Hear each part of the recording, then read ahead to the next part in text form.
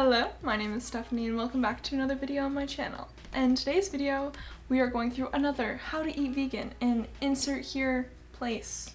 So how to be vegan in San Francisco.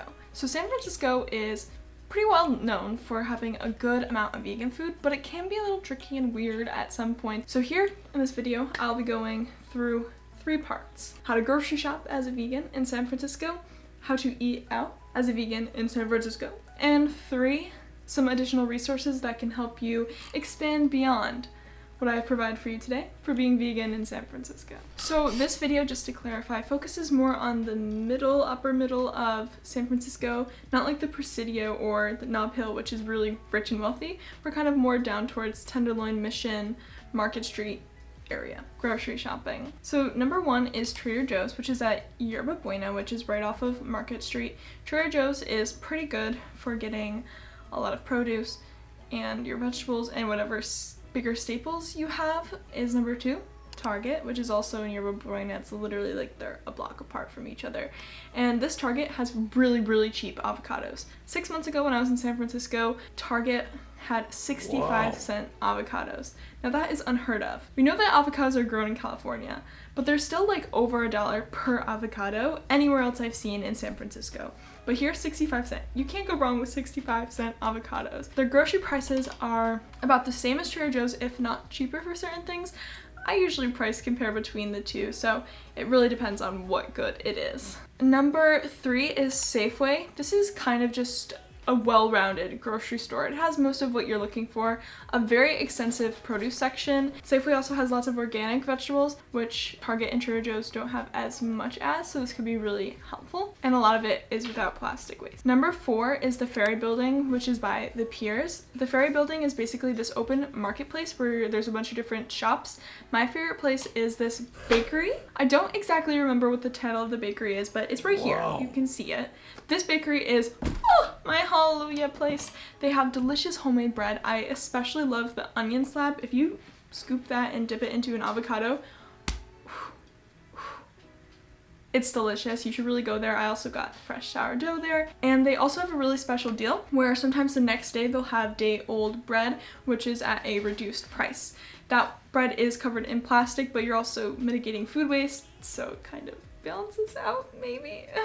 Next is Rainbow Grocery in the Mission. This is a mostly zero waste grocery store. It's a co-op owned by its staff members, so it's really a community-oriented grocery store. A lot of the produce is locally grown and a lot of it's also organic, which will lead you to have more expensive costs. So this is definitely a more expensive grocery store, but they have a lot of bulk goods. They have a whole bulk section for your grains, your rices.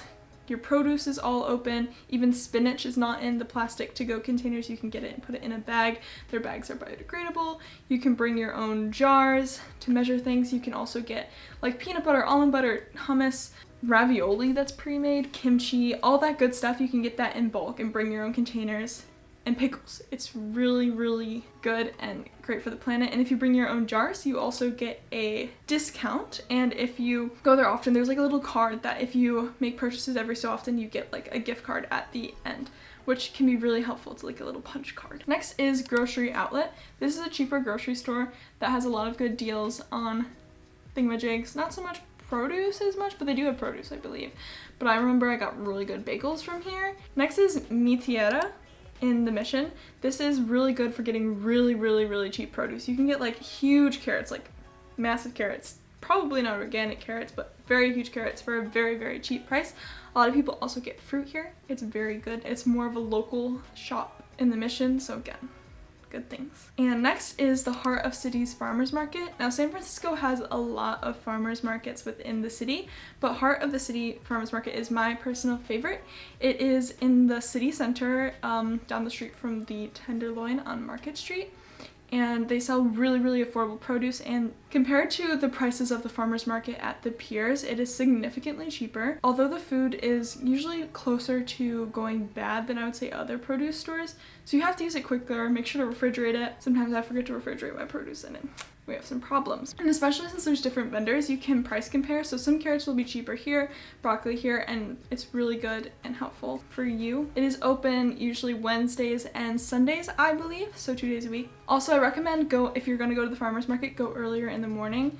In the morning, you'll have the full array of everything before things sell out, but if you do go towards the end, like 3 or 4, they will be starting marking down prices and putting things on sale. So you may not find exactly what you're looking for, but you could get some really good deals. Next up is restaurants. Not all of these restaurants are 100% vegan, but all of them have really, really delicious vegan options. And for me personally, if there's a really strong vegan option, I'll take that over like mediocre vegan food at 100 vegan place. You know what that means? You know what I'm saying? So number 1 is Thai Idea Vegetarian in the Tenderloin. This is a fully vegetarian restaurant with Thai oriented food. So on the menu, most of the things are actually vegan, but if you get like fried rice with egg, that's gonna be not vegan. So it's basically pretty close to vegan. But what's really cool about this restaurant is they have like niche plant-based meats, like vegan crab cakes, vegan catfish, vegan duck. Like, how does that work? I don't know, but it's really delicious. I especially recommend the crab cakes and the catfish. The prices are also quite affordable and I really enjoy it. Number 2 is Nourish Cafe on Nob Hill. Now, if you have the money to spare and you want to invest in your personal health, you should go here because this place is not only one, healthy, made with really high quality ingredients, and you feel full and satisfied internally, like, wow, I tasted really good food and I was also eating healthy. This is a place for you. And 2, if you have the budget, go here. Their prices are definitely a little bit more on the expensive side. I would say definitely on the expensive side. But I've never had something on the menu that I didn't like. Their turmeric lattes, yum. Their muffins, the lemon muffin or the pumpkin muffin, so yum. Their bowls, please just stuff my mouth, but I'm full, so like I actually feel genuinely full, so I can't even stuff my mouth. It's magical. Their waffles could be the best waffles I've ever put in my mouth. This place you have to at least try once. And what's also really great is they support other local businesses. By supporting a local vegan donut shop, they bring them into their bakery and sell them there as well, which is really cool. And I would just say, like, although it is more expensive, it's definitely worth the price every once in a while. Next is the Golden Era Vegan Restaurant. This is another 100% vegan restaurant in the Tenderloin. It serves more Asian-oriented meals like Vietnamese dishes, traditional like Western Asian type dishes. It's really good, really tasty, but I think they have a background and are associated with a cult. So if that doesn't bother you, try it. It's delicious. 4, Panda Express. Now I know what you're thinking, how can Panda Express be vegan? In San Francisco, they've expanded their vegan options a lot. They have a eggplant tofu. Their chow mein is also vegan, I think. And 3, they have now plant-based, Beyond Meat-based orange chicken, which is so good. One of the best vegan orange chickens I've ever put in my mouth. I love it, love it, love it, love it. 5 is Cybel's Front Room, which is off of Golden Gate Park a little bit, like somewhere near Golden Gate Park. This restaurant is not 100% vegan, but it has a fully vegan menu. It's your more American Italian type food, so pizza basically, but they also sell really, really good vegan mac and cheese.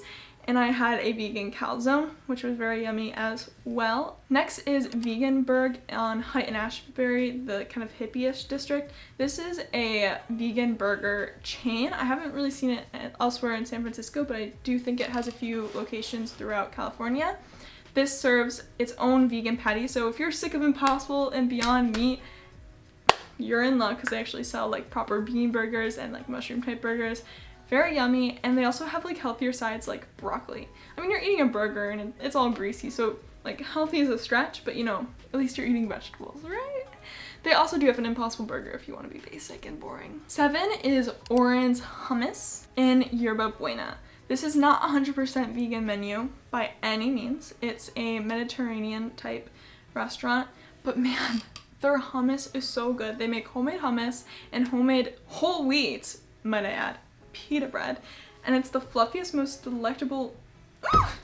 It's so good. They also have tabbouleh and really, really good stuff, and the owner is super friendly and welcoming. They also have a sit-down area and a to-go area, so sometimes I just pop in and get my pita bread sandwich type thingy to go with hummus, and sometimes I sit down and enjoy. They also have really good turmeric tea. But honestly, please just try their hummus. It's the best hummus I've ever tasted in my entire life.